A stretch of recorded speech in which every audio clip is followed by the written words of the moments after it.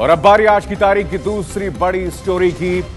मुंबई में सड़क बनाने के नाम पर 350 करोड़ का घोटाला हुआ है। घोटाले के आरोप में कई अधिकारी समेत 25 लोग गिरफ्तार हो चुके हैं। अब खुलासा यह हुआ है कि घोटाले का पर्दाफाश किसी और ने नहीं बल्कि गूगल मैप ने किया है। हमारे संवाददाता गणेश ठाकुर बता रहे हैं पूरे घोटाले की दास्तान।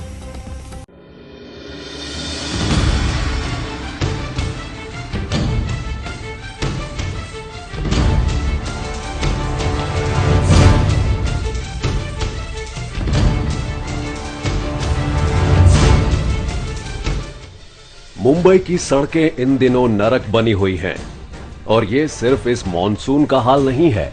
हर साल मुंबई में बारिश आने के साथ ही मुंबई की सड़कों पर सैकड़ों की तादाद में गड्ढे उभर आते हैं। जाहिर है ये गड्ढे इसलिए पैदा होते हैं क्योंकि इन्हें ठीक से बनाया नहीं जाता। इनके निर्माण में घटिया सामग्री का इस्तेमाल होता है और सड़कें बनाने के जो अंतर्राष्ट्रीय मानक हैं उसके साथ समझौता किया जाता है। चौंकिए मत, सड़कों की ये हालत उस मुंबई शहर में हो रही है जिसकी महानगर पालिका भारत की सबसे अहम महानगर पालिका मानी जाती है और जिसका बजट देश के कई छोटे राज्यों के बजट से भी बड़ा होता है। तो फिर आखिर मुंबई में सड़कों पर चलना मुसीबत क्यों बना है? कौन सड़कों के इस हाल के लिए जिम्मेदार है और कौन है मुंबई वालों के गुनहगार? एबीपी न्यूज ने जब इन सवालों को लेकर अपनी पड़ताल की तो सामने आया ठेकेदारों, भ्रष्ट बीएमसी अधिकारियों और राजनेताओं का ऐसा घिनौना गठजोड़ जो मुंबई की सड़कों के लिए दीमक बन गया है।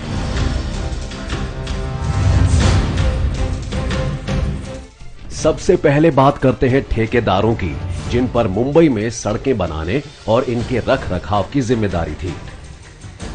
मुंबई के 352 करोड़ के सड़क घोटाले को अंजाम देने वाले ये हैं वो 6 ठेकेदार। Konark Shah, KR constructions, N Madhani, R K Madani constructions, Nalin Gupta, J Kumar constructions, Tejas Shah, Railcon constructions, Nitin Shah, RP Shah constructions, Jitendra Kikawat, Mahavir constructions.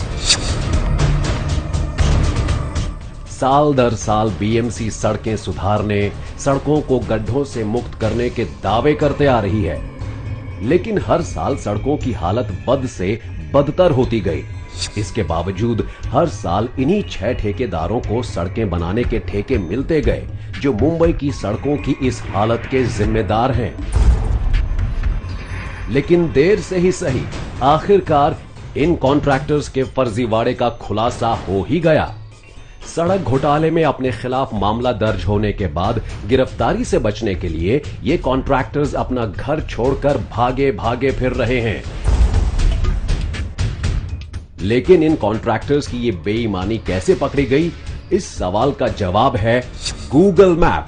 जी हां, पिछले 7 साल से बड़े शातिराना तरीके से ठगी के कारोबार को चलाने वाले कॉन्ट्रैक्टर्स के खिलाफ पहले सबूत दिए गूगल मैप ने। गूगल मैप से मिली तस्वीरों ने जांच कर रही बीएमसी कमेटी और मुंबई पुलिस को सबूत दिए। जिस मलबे को हटाकर मुंबई के बाहर फेंकने के लिए इन ठेकेदारों ने बीएमसी से पिछले 5 साल में 800 करोड़ रुपए लिए, उतना मलबा कभी वास्तव में था ही नहीं। यानी सिर्फ पेपर पर ही मलबा दिखाकर करोड़ों रुपए ऐंठे गए। मैं फिलहाल खड़ा हूं मुंबई से करीब 50 किलोमीटर दूर पनवेल के कोलखे गांव इस परिसर में। इसी कोलखे गांव से जांच कर रही बीएमसी कमेटी और पुलिस को इन कॉन्ट्रैक्टर्स के खिलाफ पहले बड़े अहम सबूत मिले। दरअसल इन कॉन्ट्रैक्टर्स ने बीएमसी से करोड़ रुपए ऐंठे और इसमें सबसे बड़ी रकम बीएमसी ने ली थी। जो सड़क बनाते वक्त मलबा निकलता है, उस मलबे को मुंबई से लाकर कोलखे, उल्वे, जो पनवेल के कुछ गांव हैं, यहां पर आकर फेंकने के लिए बीएमसी को शिकायत मिली। बीएमसी ने जांच शुरू की। कमेटी ने यह पाया कि मलबा यहां फेंका ही नहीं गया था। आरपीएस कंपनी की तरह ही सभी कंपनियों के डायरेक्टर, इंजीनियर और कर्मचारियों से यही सवाल पूछा गया कि मलबा कहां फेंका गया? सभी ने नवी मुंबई के कोलखे, उल्वे जैसी 6 जगहों के नाम लिए। मेरे पीछे ये स्क्रीन पर गूगल मैप है। इसी तरह कमेटी के सदस्यों ने गूगल मैप में कोलखे गांव में जाकर, ये कोलखे गांव यहाँ है, कोलखे गांव की तस्वीरें उन यानी 1 मार्च 2014 से लेकर 15 जून 2015 तक की सभी तस्वीरें या उस दिन की इमेजेस देखी। तस्वीरों में कहीं भी कोलखे गांव में कोई मलबा नहीं दिखा। ये सारी तस्वीरें बीएमसी कमेटी ने कॉन्ट्रैक्टर्स को दिखाई और कॉन्ट्रैक्टर से पूछा कि आखिर अगर मलबा यहाँ फेंका गया था तो मलबा गया कहाँ? तभी कॉन्ट्रैक्टर्स कुछ जवाब नहीं दे पाए और इसी से इनकी चोरी पकड़ी गई।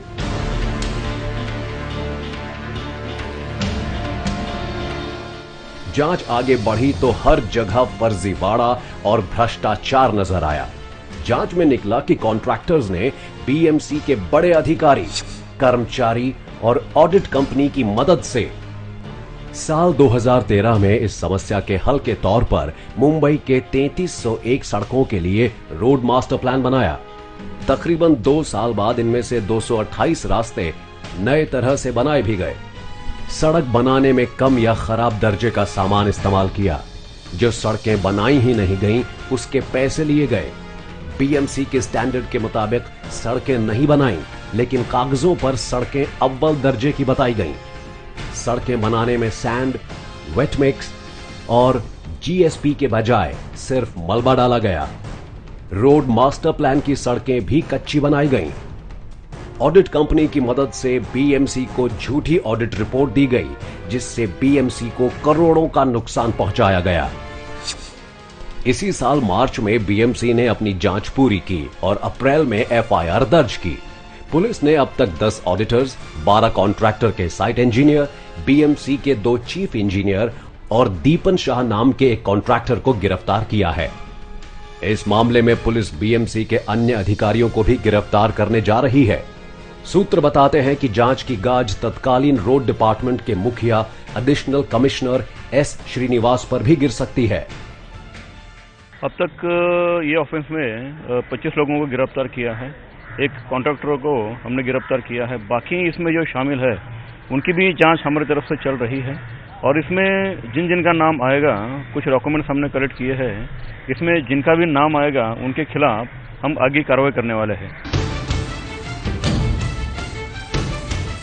एबीपी न्यूज ने भी पुलिस की जांच से बचने के लिए घर से भागे हुए कॉन्ट्रैक्टर्स के घर जाकर उनके बारे में जानकारी लेने की कोशिश की। तेजस शाह के यहाँ जाना है, हम एबीपी न्यूज से आए हैं, उनसे बात कर रही हैं। हाँ, कौन से न्यूज? ABP news. घर पर है कि नहीं साहब? तब से नहीं है।